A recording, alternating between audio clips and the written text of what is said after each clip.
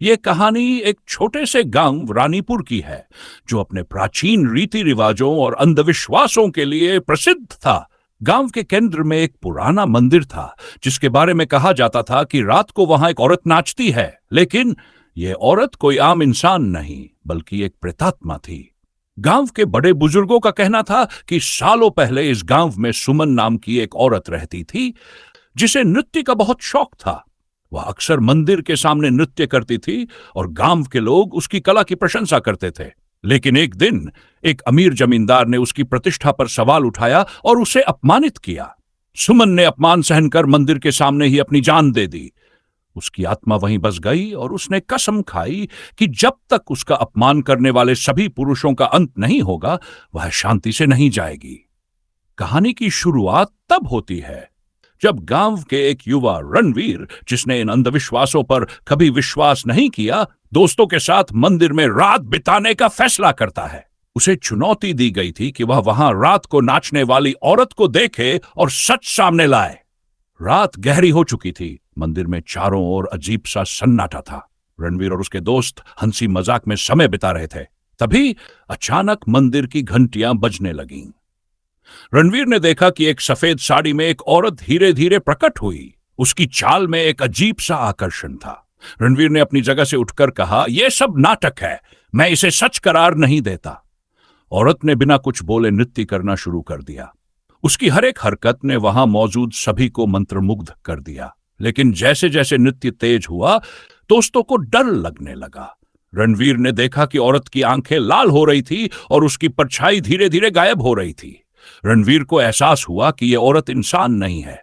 वह भागने की कोशिश करने लगा, लेकिन मंदिर का दरवाजा अपने आप बंद हो गया। औरत ने अपनी नृत्य की गति बढ़ाई और उसकी हंसी पूरे मंदिर में गूंजने लगी। अचानक उसने रणवीर की ओर इशारा किया और कहा, तुम्हारी हिम्मत कैसे हुई मेरे अपमानित नृत्य को देखने की? रणवीर की चीख पूरे गांव में सुनाई दी। अगली सुबह गांव वालों ने उसे मंदिर के बाहर बेहोश पाया। उसने किसी से कुछ नहीं कहा, लेकिन उस रात के बाद वह कभी किसी भी चुनौती को स्वीकार करने की हिम्मत नहीं कर सका। गांव में यह मान्यता बन गई कि सुमन की आत्मा अब भी मंदिर में मौजूद है और जो भी उसके नृत्य का मजाक उड़ाता है, उसे उसकी सजा मिलती है। तभी से लोग कहते हैं, रानीपुर के मंदिर में रात को नाचने वाली औरत से दूर रहो। रणवीर के होश में आने के बाद से उसकी जिंदगी पूरी तरह बदल गई। वह पहले एक निडर और खुशमिजाज युवक था, लेकिन उस रात के बाद वह हमेशा चुप चुप रहने लगा। उसकी आंखों में हमेशा एक अजीब सा डर रहता था। गांव के लोग उससे बार बार पूछते कि उस रात मंदिर में क्या हुआ था, लेकिन वह कुछ भी बताने से इनकार कर देता। कुछ दिनों बाद रणवीर ने गांव के बुजुर्ग पंडित जी से मिलने का फैसला किया।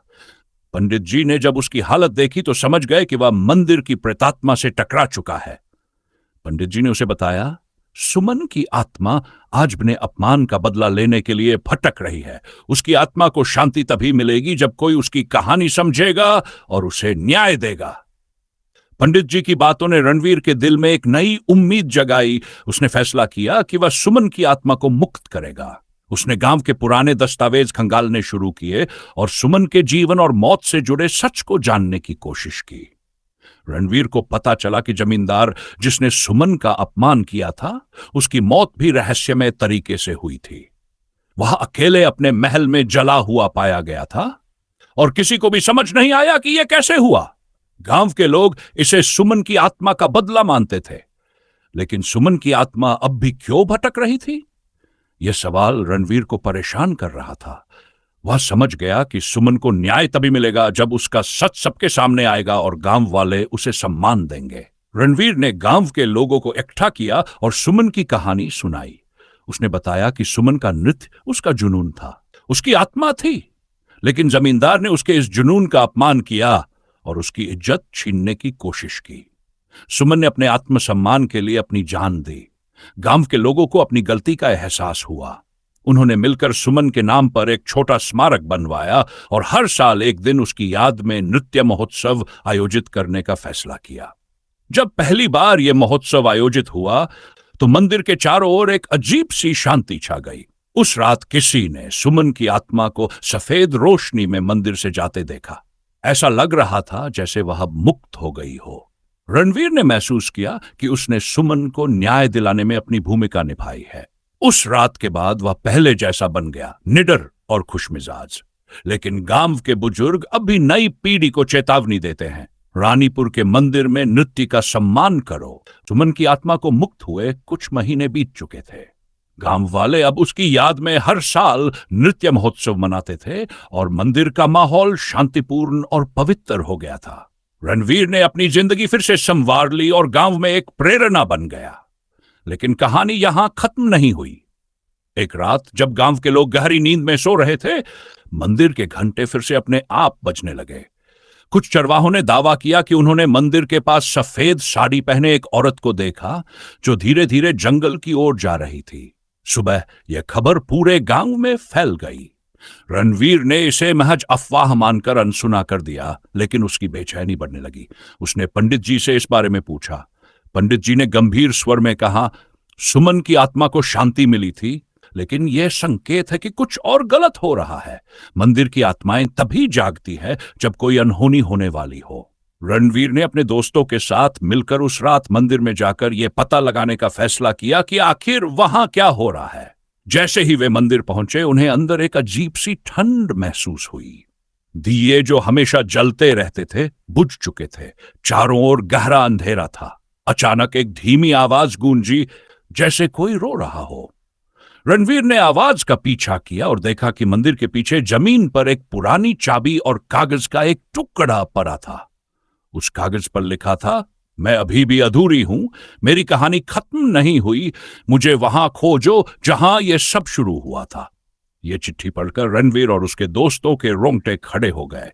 उन्हें समझ नहीं आया कि यह क्या संकेत है। पंडित जी को यह दिखाने पर उन्होंने कहा, जहां यह सब शुरू हुआ था, इसका मतलब उस जमींदार का पुराना महल, वहां शायद सुमन से जुड़ी कोई और सच्चाई दबी हो। रणवीर ने दोस्तों के साथ उस खंडहर में जाने का फैसला किया। वह जगह अब भी डरावनी और वीरान थी। जैसे ही उन्होंने वहां खुदाई शुरू की, उन्हें एक पुराना संदूक मिला। जब उसे खोला गया तो अंदर एक सोने का कण और एक पत्र था। पत्र में लिखा था, मैंने तुम्हारा जीवन बर्बाद किया, मेरी आत्मा को भी कभी शांति नहीं मिली।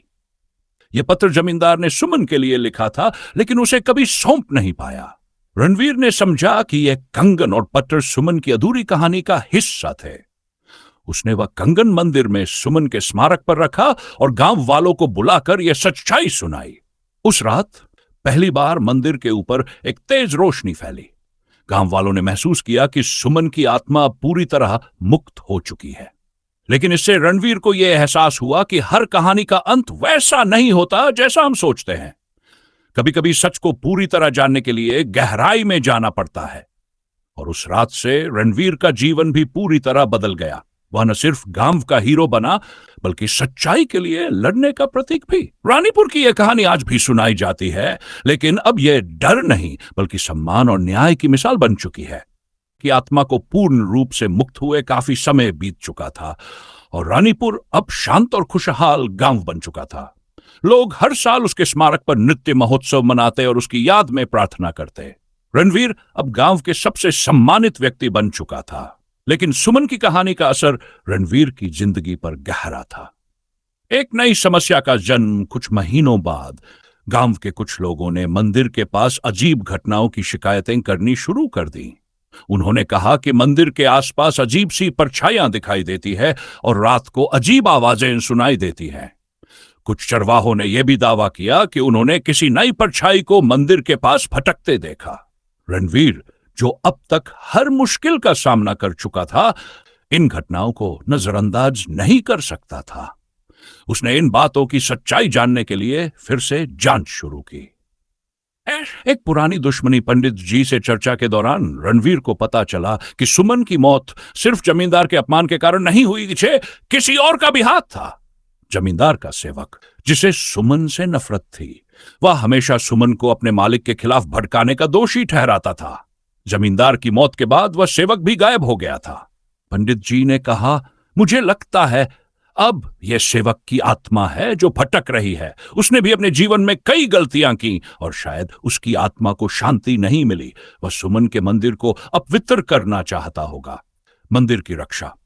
रणवीर ने गांव के कुछ साहसी युवकों के साथ मिलकर मंदिर में रात बिताने का फैसला किया। उन्होंने मंदिर के चारों ओर दीपक जलाए और प्रार्थना शुरू की। जैसे ही रात गहरी हुई, तेज हवाएं चलने लगीं और अचानक मंदिर के अंदर का तापमान गिरने लगा। तभी सफेद धुएं के बीच एक परछाई प्रकट हुई। यह सुमन की आत्मा नहीं थी, बल्कि एक और क्रोधित आत्मा थी, जिसने गुस्से में कहा, यह मंदिर मेरा है। सुमन ने मुझे सब कुछ से दूर कर दिया था, अब मैं इसे बर्बाद कर दूंगा। रणवीर ने साहस दिखाते हुए उससे कहा, तुमने जीवन में जो भी गलतियां की उनका अंत यहीं होगा। यह मंदिर पवित्र है और इसे अपवित्र करने की तुम्हारी कोशिश कभी सफल नहीं होगी।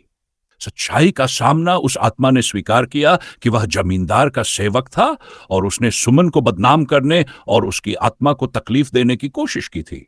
रणवीर ने उसे समझाया कि अगर वह अपनी गलतियों को स्वीकार कर ले और क्षमा मांगे तो उसकी आत्मा को भी शांति मिल सकती है। आखिरकार सेवक की आत्मा ने पंडित जी और रणवीर के सामने सुमन से माफी मांगी। पंडित जी ने विशेष अनुष्ठान करके उसकी आत्मा को मुक्त किया। रानीपुर का नया संदेश, उस रात के बाद रानीपुर के मंदिर से कोई भी अजीब घटना नहीं हुई।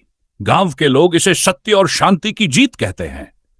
रणवीर अब गांव का नायक ही नहीं, बल्कि एक ऐसा व्यक्ति बन चुका था जिसने केवल सुमन को न्याय दिलाया, बल्कि एक भटकी आत्मा को भी शांति दी।